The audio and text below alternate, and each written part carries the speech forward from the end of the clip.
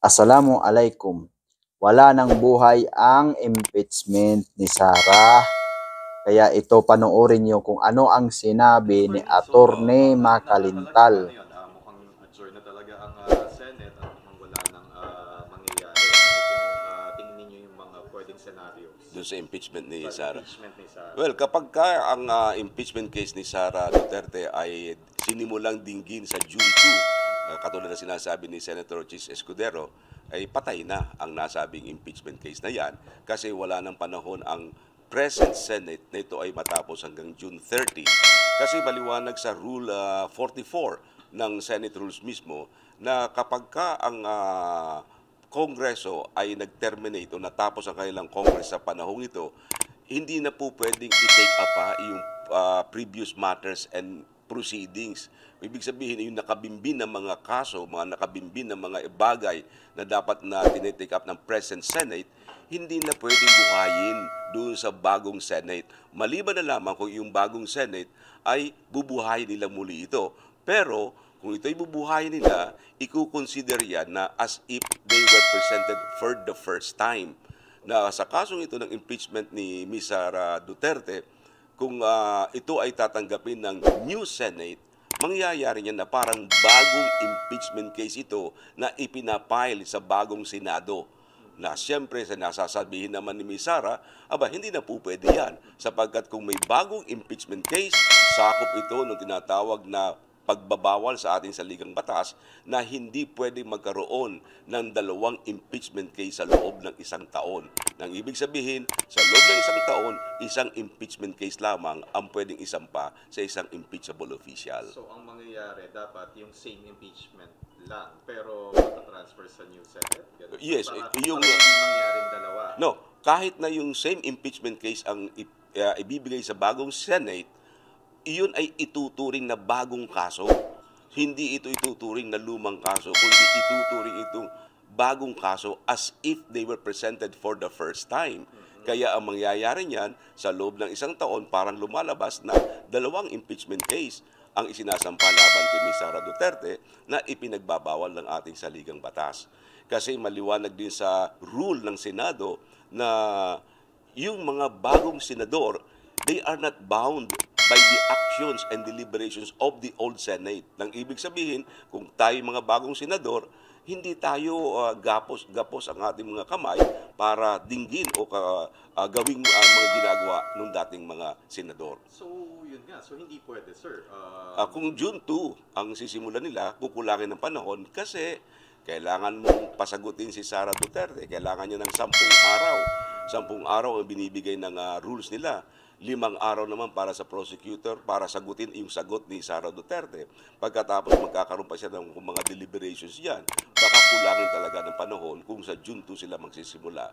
Ngayon, ang pinakamagandang gawin nila siguro ay tanggapin nila na humingi sila ng permiso sa Pangulong Marcos na magkaroon sila ng special session.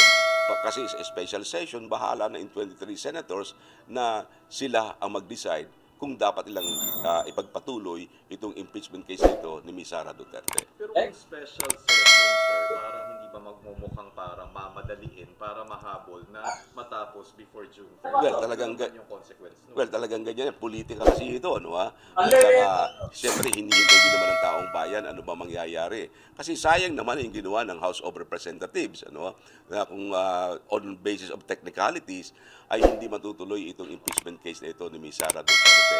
Kasi nasabi naman ng iba na kasi daw ang impeachment court ay para ding regular court na pag nagpalit ng judges o nagpalit ng justices ay tuloy lamang ang kaso. Pero magkaiba po kasi yung impeachment court at saka regular court. Ang regular courts, sila ay may panuntunan sila doon sa tinatawag na rules of court. Sila ay sumusunod sa rules of court. Dito sa impeachment case na ito, ang Senado may sariling rules. Hindi pwedeng gamitin yung rules of court dahil sa may sariling rules ang Senado. Kung walang sariling rules ang Senado, pwede na gamitin nila ang rules of court in suppletory character na pwede sila maging basehan nila yung rules of court. Pero dito, may sariling rules ang Senado na sinasabi mismo na talagang pag natapos ang Congress mo sa panahong ito, tapos na yun. tapos na rin ang lahat ng mga nakabimbin mong mga kaso, mga proceedings na tinatawag. Maliwanag na sinasabi kasi ng Section 123 ng Senate Rule 44, all matters and proceedings pending in the present Senate shall be deemed terminated upon the creation of the new Senate. Maliwanag na maliwanag yun. So talagang it's now or never. Dapat before June 30 talagang matapos and mag-special session. Yes, oo. Para itong panahong ito, at least meron pa silang February, March, April, mga 4 months pa. At palagi ko naman sa loob ng 4 na buwan, ay baka matapos nila yan. Hindi naman siya parang minamadali, sir. Hindi naman. Oo, may time naman yan. Tsaka, mahaba rin naman yung mga articles of impeachment na ginawa nila. 7 articles yan. At saka mangyayari kasi yan, bawat article pagbubotohan nila. So matapos ang mga hearing, tatawagin ng presiding officer ng mga senador, o Senator A, how do you vote for Article 1? Ano ang boto mo sa Article 1? Guilty or not guilty? Article 2, tatanungin naman sila. So, alin man doon sa article na yon na mapatunayang guilty si Sara, matatanggal siya. Pero kung kahit isa lang doon, pero kung lahat ng articles masabing not guilty, wala siya, hindi siya matatanggal doon. So, but more than enough time, yung ka-erap naman parang ganito. Oo, yung kay-erap, halos halos 1 buwan lang, 2 buwan lang yun eh. Hindi masyado nagtagal yun eh. Kaya palagay ko kayang-kaya yan kung sisimulan agad nila.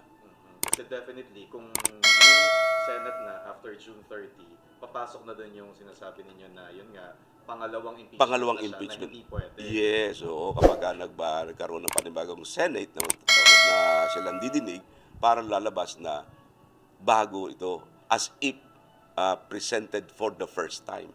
Yung kasi yung phrase na yun ang nasa rules na medyo delikado doon, as if presented for the first time. At saka yan, ay nilinaw din yan at tinanggap yan ng ating Korte Suprema sa kaso ng Javier versus Senate at saka yung Garciliano versus House of Representatives na talagang sinight yan ng ating Korte Suprema na dapat ito ay susundin ninyo ito. Dahil sa kayo mismo ang gumawa ng rules na yan na lahat ng mga proceedings ninyo ay terminated upon the termination of your Congress. Okay. And kapag in-insist pa rin yun, pwedeng Supreme Court. Yes, may magandang dahilan si Sara para siya ay magpunta sa Korte Suprema. O yan, klaro ang paliwanag ni Atty. Macalintal. Kaya maraming salamat.